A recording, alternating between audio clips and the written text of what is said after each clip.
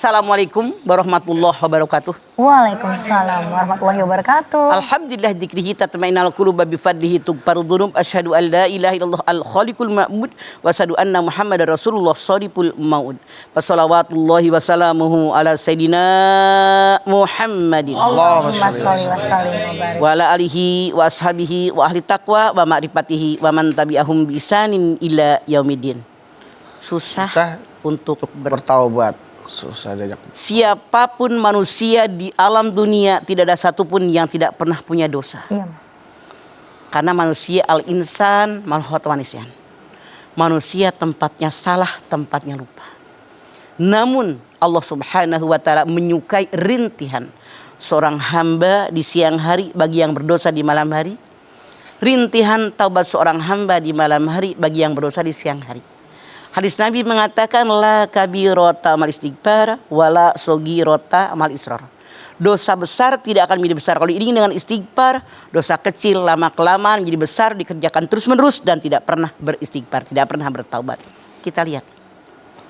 Insya Allah kita orang yang beriman tahu persis dengan dosa kita. Setiap helaan napas insya Allah setiap ingat kita bertaubat dengan dosa yang pernah kita lakukan. Namun tidak semudah membalikan tangan yang namanya bertaubat dengan dosa yang pernah kita lakukan. Ya. Padahal Allah jelas sudah berfirman wasari'u ila magfiratim mir rabbikum. Segera kamu raih ampunan yang datang dari Tuhanmu. Kata Allah segera. Kenapa? Karena kita tidak tahu umur kita sampai kapan. Kalau mengerjakan dosa langsung segera kita bertaubat dengan dosa. Tapi begitu banyak manusia yang susah, sulit untuk bertaubat kepada Allah. Kenapa? Taubat itu ibarat orang yang naik ke gunung yang terjal dengan panas terik yang luar biasa, dengan onak duri, dengan binatang buas yang siap menerkam. Kenapa? Yang namanya perbuatan dosa dan maksiat yang sudah dilakukan menjadi kebiasaan. Ini kayak candu, menarik, pengen balik, pengen balik, pengen balik. Orang yang ingin bertaubat, yang pertama godaan datang dari dirinya, sulit untuk bertaubat kepada Allah. Yang kedua, godaan dari orang sekeliling. Yang ketiga, tentu setan yang menggoda sehingga sulit untuk dia bertaubat. Nah, kenapa orang susah untuk bertaubat? Yang pertama, karena dia sombong. Orang yang sombong merasa dirinya hebat, sulit untuk bertaubat. Dia angkuh. Dia merasa apa yang dikerjakan paling benar, paling hebat. Orang lain tidak layak. Makanya orang yang sombong dengan dirinya itu sulit untuk bertaubat atas dosa yang pernah dia lakukan. Padahal Allah berfirman dalam hadis qudsi, sombong adalah selendangku, siapa yang menangkan selendangku dia memusuhiku. Yang kedua, kenapa orang susah untuk bertobat? Karena dia ujub. Ujub itu merasa saya yang melakukan segala-galanya. Bukan karena Allah, karena saya. Ujub itu kagum dengan diri sendiri. Saya bangga dengan diri saya. Ternyata di kelurahan ini saya yang paling hebat, dibilang yang lain. Ujub. Saya yang paling hebat. Sementara maaf di masyarakat kita, bahkan udah jadi opini di masyarakat. Gue gitu loh.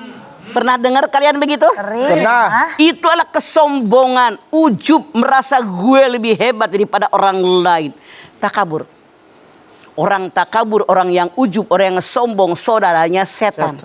Makanya ketika diperintahkan oleh Allah sujud, pasajadu illa iblis aba wastakbara wa kana minal kafirin. Semua sujud kecuali iblis, dia sombong, takabur, dia termasuk golongan orang kafir. Nauzubillah min dzalik.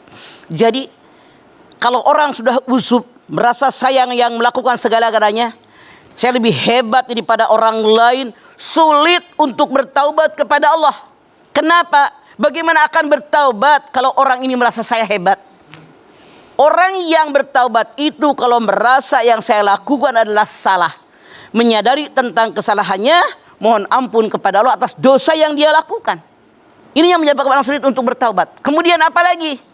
Orang yang sulit untuk bertaubat karena dia merasa saya adalah korban. Saya yang disakiti. Punten, misalnya seorang istri di dalam keluarga.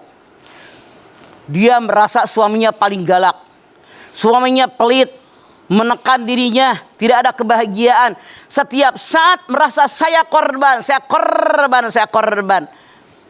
Dia sulit untuk bertaubat kepada Allah. Dia yang diintimidasi.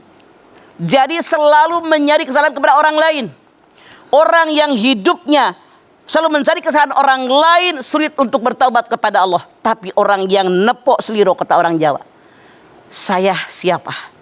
Harus bagaimana? Apa yang saya lakukan? Apa kekurangan saya? Langkah saya harus kemana? Dari mana saya berasal? Di mana saya berada? Akan kemana saya? Orang ini akan lebih mudah bertaubat kepada Allah. Karena dia yakin, saya begini karena Allah. Orang datang mengazab saya. Orang datang menyiksa saya. Menyakiti saya. Musibah datang kepada saya. Dia yakin ini adalah diizinkan oleh Allah menghadapinya dengan iman. Nanti kita lanjutkan kembali apa yang Mama sampaikan tentang susah diajak bertaubat, susah bertaubat ya. Kita akan bahas lagi setelah ini. Jadi jangan kemana-mana karena kita akan kembali lagi. Tetaplah bersama kami di Rumah Mama Dede.